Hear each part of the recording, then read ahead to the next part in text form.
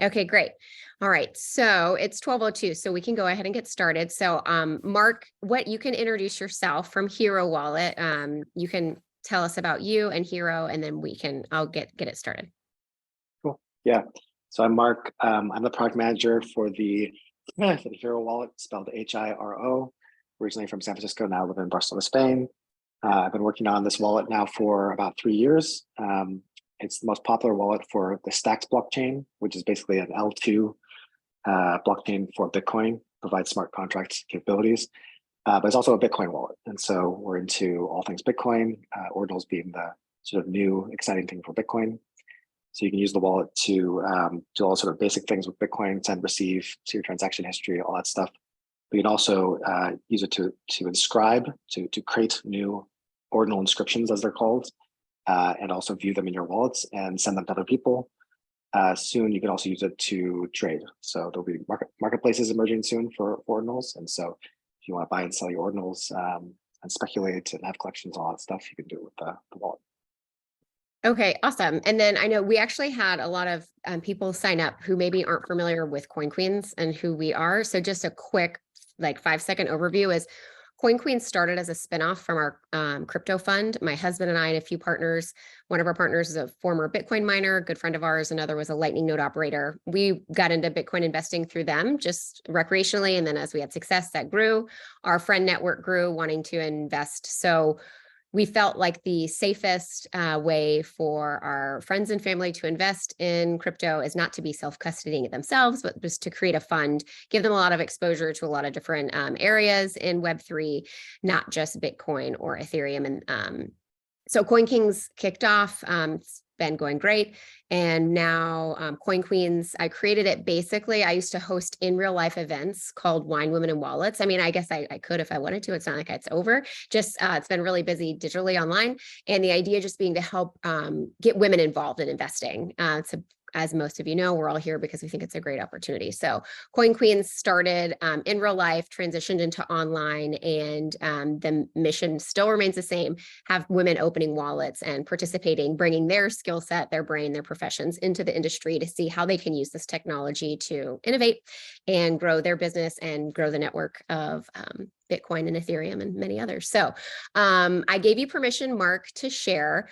So, and the whole reason this even kicked off is because when we did an Ordinals 101 with one of the partners from our fund, Mike, and he sparked everyone's curiosity. And I can't join from anything other than my phone due to the Eventbrite ticket. Here, I'll post a link here real quick.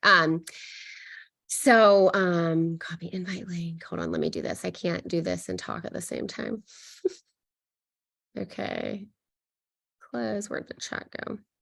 All right, I'm just going to post the link here just in case this helps for anyone who's in here. They can copy and close it. All right, so really excited. We ended up, Coin Queens ended up creating our own ordinal collection, and the whole, it spun off like from a conversation about learning about ordinals first. So it's been really fun to kind of walk the process, how it works, but I've been the one technically doing everything. Mark, you've seen me in Discord a lot, so I know you know that. And I've been working with Gamma as far as the other platform, Hiro being the wallet. So looking forward to showing them kind of behind the curtain what I've been up to. And if anyone else, wanted to jump in this game, now they'll be able to. So I'll let you take it away where you're starting us with Hiro.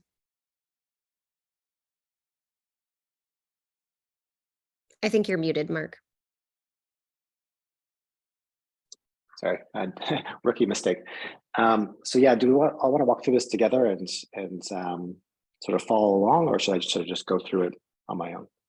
I think, why don't you go through it on your own? Because I anticipate people are going to record, we're going to watch this back before they do it. There might be some that live follow along, but I think just go for it. Do the whole thing. Cool. So you can start on our website. It's wallet.hiro.so. Or if you just Google for Hiro Wallet, Hiro, you can find it.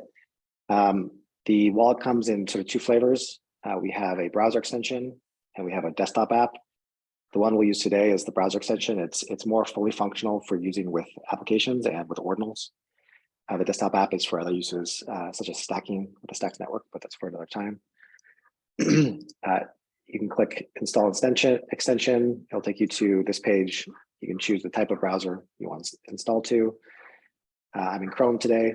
We also have support for Brave and Firefox. At some point in the future, we'll also have Safari. I believe this also works in Edge if you're on Windows.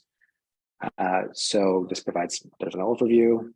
You can click here, install from Chrome Web Store to proceed. Here's the installation page from the Chrome Web Store. So I need to remove it, of course, because I already have it. You can see our sort of listing information here.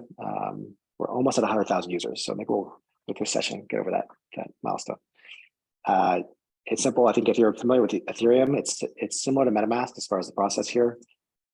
So you just click Add to Chrome. It's going to install and pop up into a full screen mode here, the full browser. We ask permission as far as whether you want to allow us to track your usage anonymously. We don't track any information about who you are or what you're doing. There's no information collected about addresses or transactions. This is just, user clicked on this thing or something else. So you can say allow or deny. I'm just going to deny so we don't sort of muddy the data. Here's the intro screen. If you don't have a wallet yet, you have to create a new wallet. If you come back another time, you can sign in with your what we call a secret key. I think in MetaMask, this is called a secret recovery phrase or something. Every wallet kind of calls it a different thing. This is a seed phrase. It's 12 or 24 words that you have to use to get into your wallet. And so if you hit create new wallets, you'll see your new phrase. We generate 24-word phrases here. This is, I think we all probably know this if, again, you're from Ethereum land.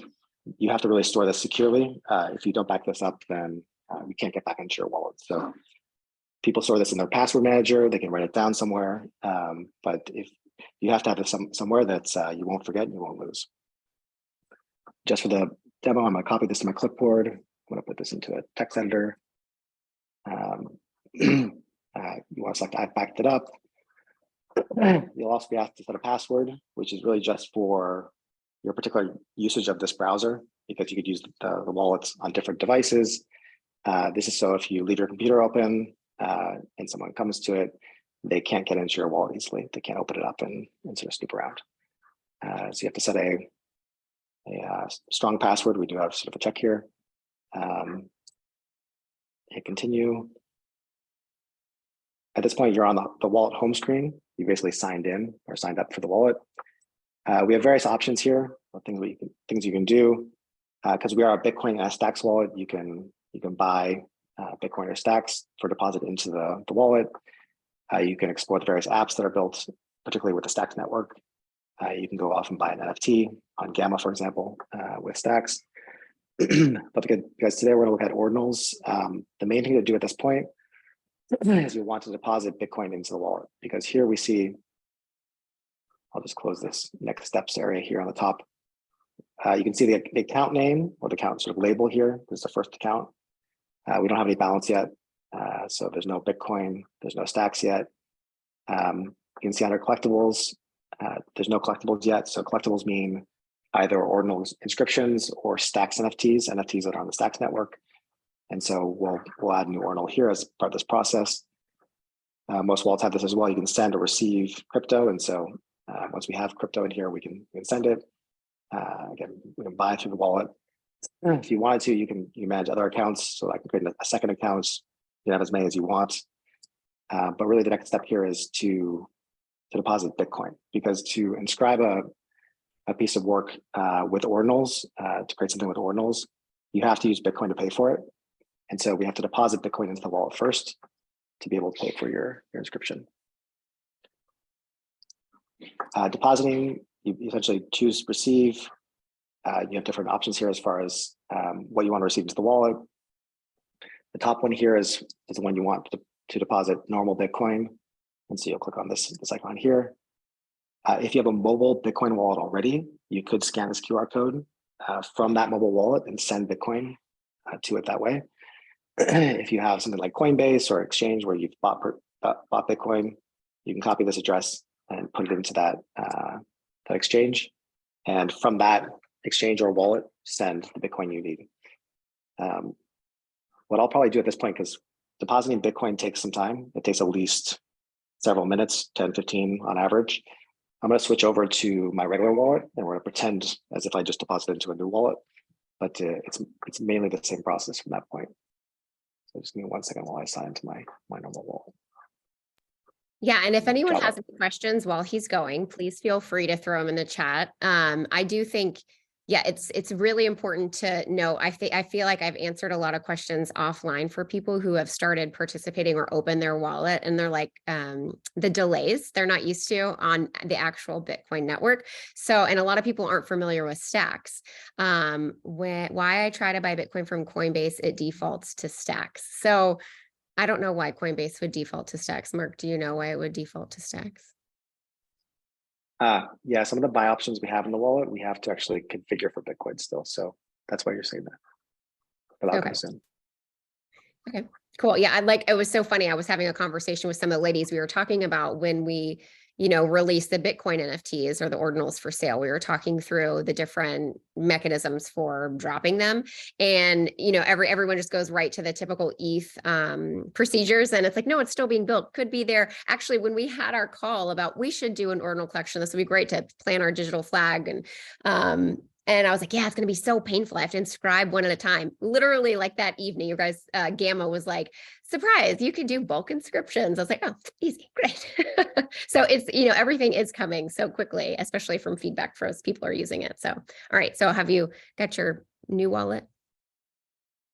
Yeah, 1 second. I'll share my screen again.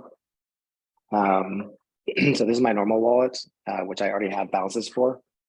So you can see here that I've deposited 0.133003999 Bitcoin, which is equivalent to about $3,000.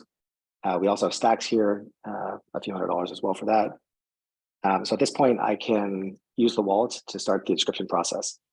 You can also see down here, because I've used this wallet before, I have an inscription. So this is sort of the result we're going for. There's also a BNS name. There's a Bitcoin name system domain name. So on Stacks, there's a system that provides such as like domain names for websites, but in a decentralized way using the Stacks network. So that's sort of another thing. But our focus today will be on this on inscribing.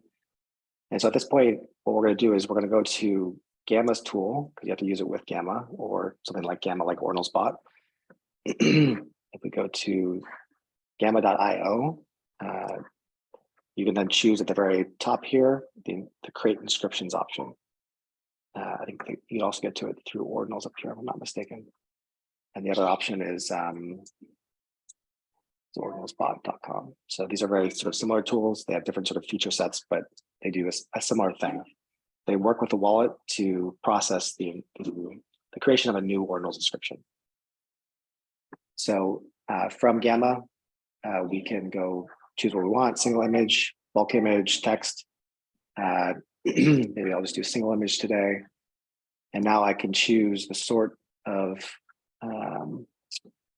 image I want to upload. So I'm just going to take a screenshot of, say, myself on Zoom. I'll smile and I'll upload it here. So I have to go into my picker. Let's see, I have to click on drop files here to upload. Let me see, my desktop. There I am. I'm going to put myself on the Bitcoin blockchain. This is going to be there forever. Hopefully it's a good photo. That's amazing. There you go. That's a way to, I love it. Yeah. Document the education. Yeah.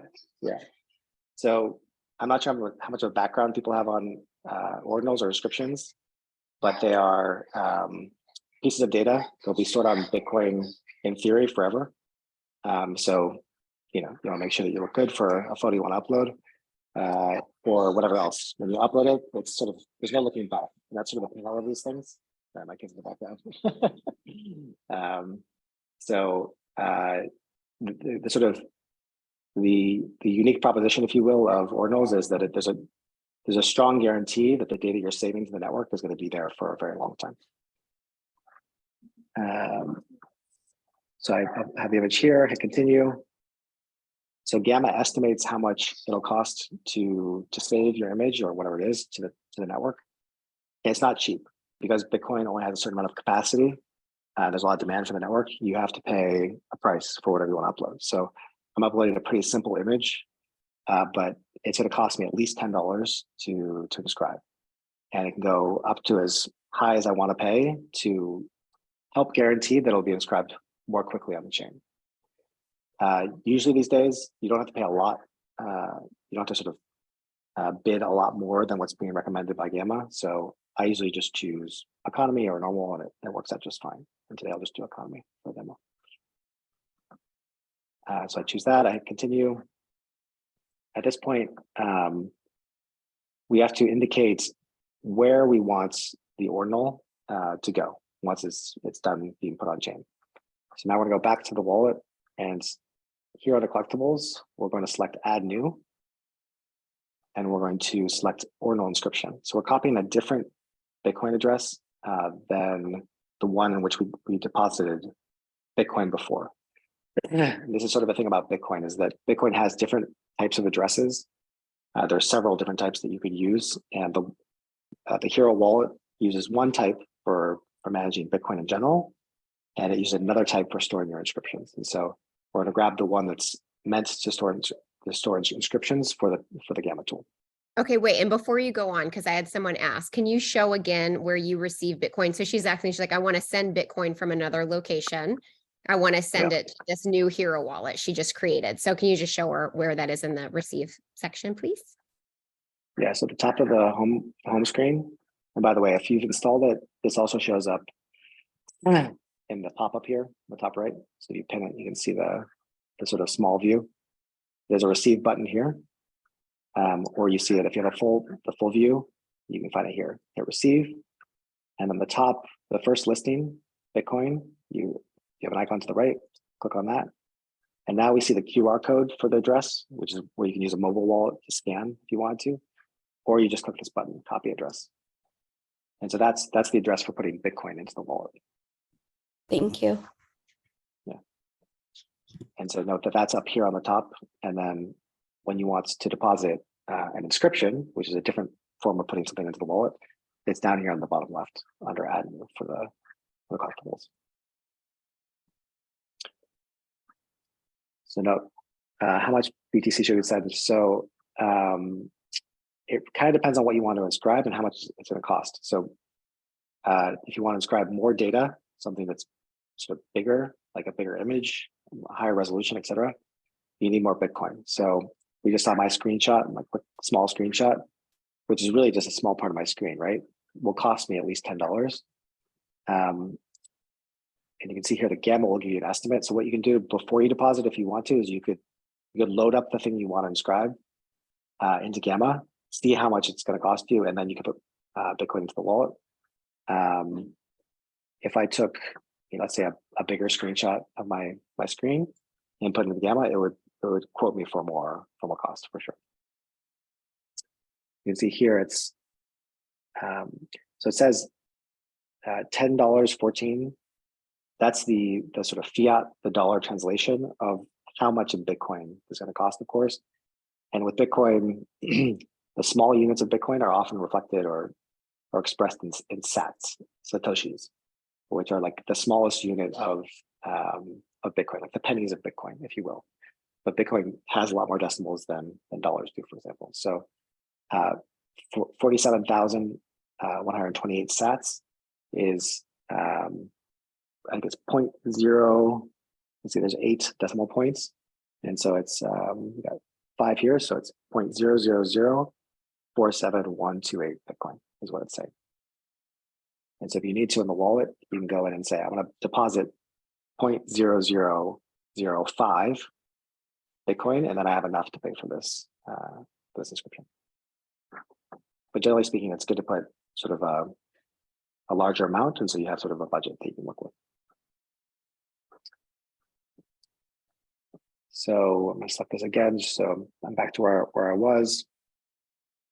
So I have to paste the recipient's address for where the ordinal will go.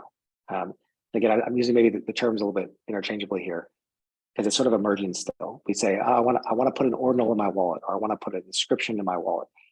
The thing that you're creating and putting in your wallet is sort of called both things, and so you'll hear these things sort of interchangeably. So if I say I want to put an ordinal in the wallet, I have to grab the address for putting ordinals. So I'm going to go to add new. I'm going to select the first option, ordinal inscription. Again, it's another term. Here's a screen where it sort of tells me about that. It says you can use Gamma or Ordinals bot, like we're using Gamma. And it says only put ordinals in here because it's meant for just that. And so I can copy my address to confirm that's what I want to do. I come back to Gamma. All I do is paste that into the first field here. Now they have a refund address as well. And so if for some reason something were to go wrong with the process, like you don't actually create the inscription because of whatever reason, they want to have the ability to send you the money back. And so we're going to use the same address as we used to deposit Bitcoin into the wallet in the first place.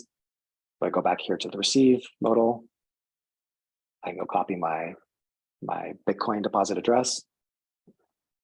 I come back to Gamma. I'm going to paste that into the second field. So these are two different addresses that I've put in. And the Gamma also has the option to get a notification when things are when they're done, to give you sort of progress status update. So I hit continue, where I am again. They have terms of service that you have to accept. Let's go through that. I've read it very, very in depth. And at this point, now we have to pay for it. So they are prompting for us to take the amount of Bitcoin that they're showing, which was quoted before. And now I have to go back to the wallet and actually pay for this. So I'm going to close this modal. Up here by receive, there's the send feature. You can pick between Bitcoin and stacks. We're going to pay in Bitcoin. So it's like the first row. Up here at the very top, I'm going to paste in the amount of Bitcoin with which I needed to pay for this ordinal. And then I'm going to go back and grab the address that I have to pay to. So here it says pay to this address. So I copy it here. And then I go back to the wallet. And now I paste it into the to field here. And now I can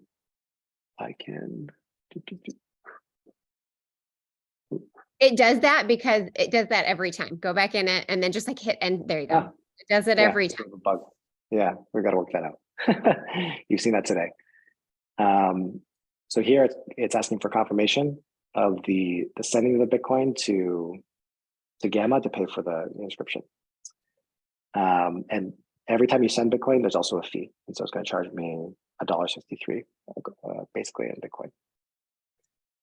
So at this point, you hit send, and now we wait. So Bitcoin block times take, again, between 10 and 15 minutes.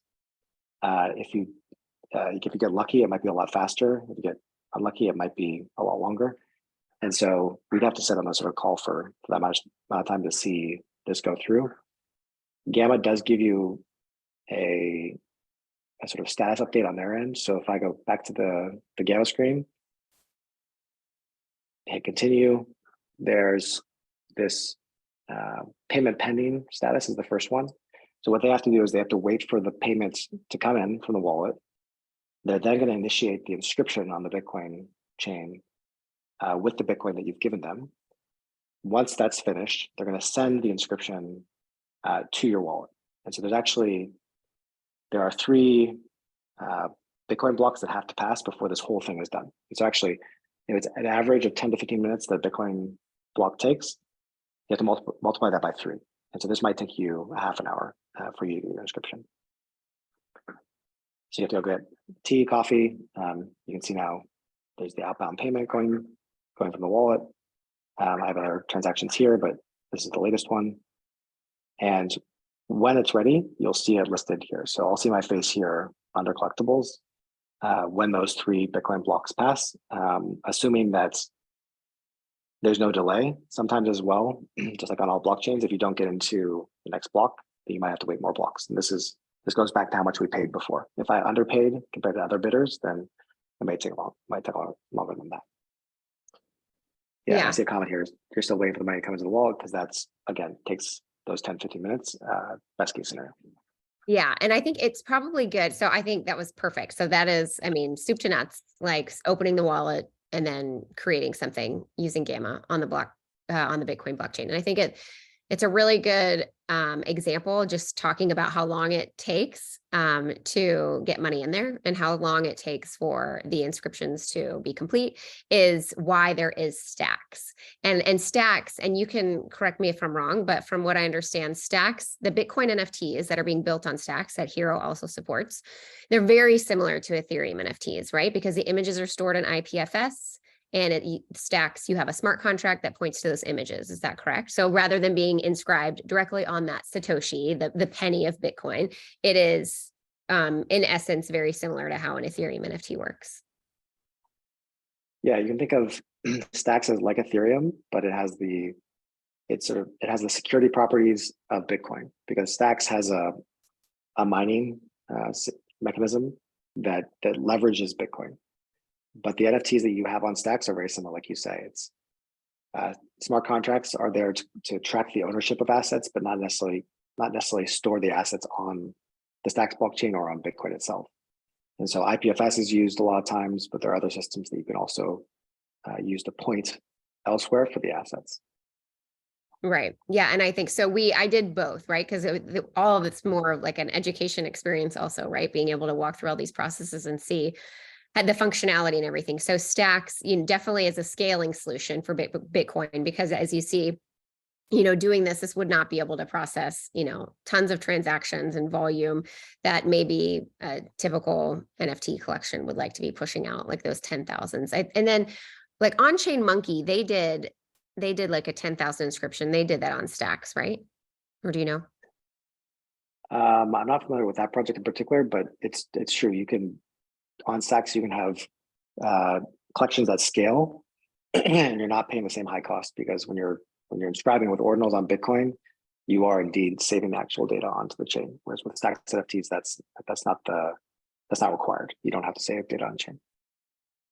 Okay, cool. And then why don't, before if anyone has any questions, put them in now, and then we'll get ready to wrap it up.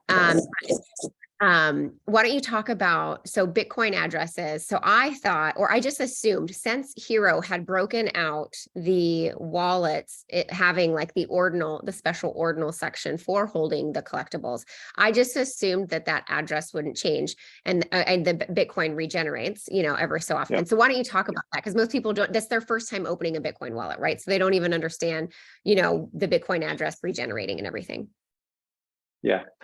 Yeah, it's a really interesting topic, and it's evolving pretty quickly in a way, because historically speaking, Bitcoin as a culture has encouraged using a different address every time you interact with a Bitcoin balance. And so a unique feature of Bitcoin is that you can have a balance of 2 Bitcoin or whatever it is, but as you send and receive from or to that balance, you can actually have different addresses. And as you do so, it gives you certain privacy guarantees, because someone could say, okay, I see with this address, you got a deposit, but I can't see that you then transacted to send somewhere else. And so it sort of gives people a very sort of narrow view into your account, and doesn't let people sort of open up into your whole history.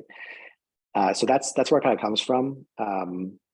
With ordinals, because you're putting data on sats, on the pennies, like you're sort of inscribing things on the smallest unit of Bitcoin.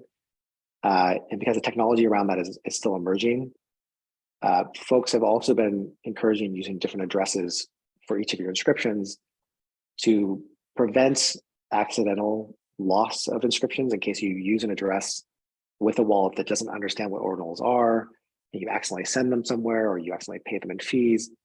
And so it's sort of the combination of those sort of two things, the sort of historical culture of Bitcoin around privacy protection, plus the emergent sort of need for tooling for ordinals and the desire to protect against loss, that for the last couple of months, people have been advising that when you have inscriptions, you should try to store each one of them on a different address. And so when we built the first version of the Hiro Wallet feature for this, what we did is every time you select add new here, we're going to see whether, so essentially there's a list of addresses that we could show here in the wallet that are associated with your key that we saved earlier, right? So we look to say, okay, is there any inscription on the first address that we could show you? If not, we show it to you. If we do see something on that, we'll show you the second address, the sort of next one in that list, because we want to encourage using a different address each time for those two reasons I said, for privacy and for protecting against loss in case you go to a different wallet. At the same time, because most people from Ethereum and from other ecosystems are not used to this sort of behavior, you sort of think I just have an address and it's static. It's like the same every time I use it. It's a bit of a confusion that we have to work out. And so what we'll probably do going forward is we want to make it a lot clearer, the list of addresses that your wallet is generating for you, because right now it's pretty invisible. And also give you an option, like you can either use a different one each time because you want those privacy guarantees or you want the protections it provides, or you can say, I just want to use the same one every time because I don't really care and I want to have that consistency. Isn't that so interesting, that comment right there? That's so interesting to me because, now that primarily you've only spoken to people in Bitcoin, right? And then so as you're expanding the audience, it is so interesting where in a Bitcoin human's heart, the privacy is so important.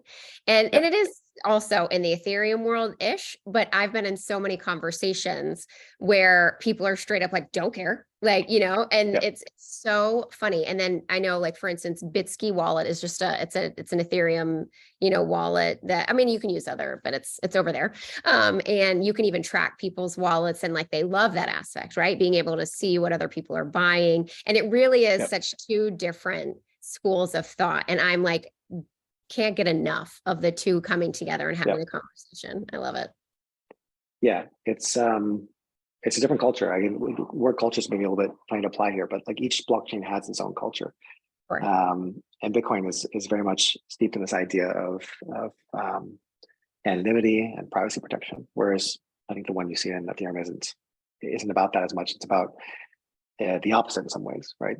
Sharing publicly the things that you're doing and your collections and all these things. So I think our opportunity here is to reconcile the two and provide people with optionality, essentially.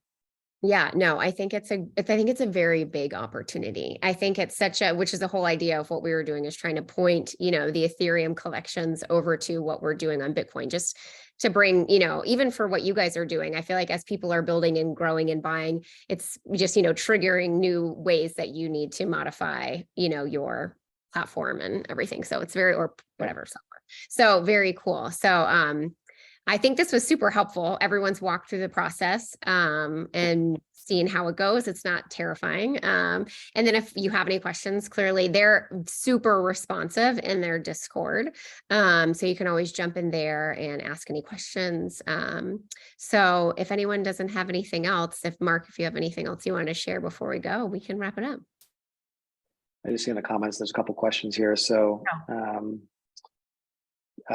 in the Hiro Wallet extension, can I see what connected sites the wallet, what sites the wallet is connected to? We don't have that feature. We've thought about adding that. It would be helpful. I think when you connect to a site with a crypto wallet in general, whether it's MetaMask or Hiro Wallet, the connection is such that once you connect, disconnecting is not really sort of a thing because you've already sort of given the site the information it wants. Every interaction that you have with the site, you have to sort of reapprove because you'll prompt the wallet to say, hey, do you really want to do this? And so we want to add this feature to sort of go back and say, oh, I've looked at these 5 sites and I want to sort of remember which ones they are, but we won't be able to sort of disconnect you from those sites automatically, which a lot of people ask us about. And I'm not sure I missed any other questions here. That was the main one. So yeah. Any more questions? Find us on our Discord or on Twitter. I'm Marky Mark on Twitter. So yeah, no, I appreciate it. Thank you so much. And I will record that. Well, no, I did record this. So I will, I'll upload it and post it on YouTube and share out the link. So if anyone wants to rewatch it or share, you just need to, show someone how to walk through it. It'll be recorded and available to do. So again, appreciate your time. And I will be seeing you around Discord and I'm sure much more often. So thanks again. And thanks everybody for coming. I'm excited to see everyone participating in Bitcoin. It's super rad. So thanks guys. Thanks, Bye.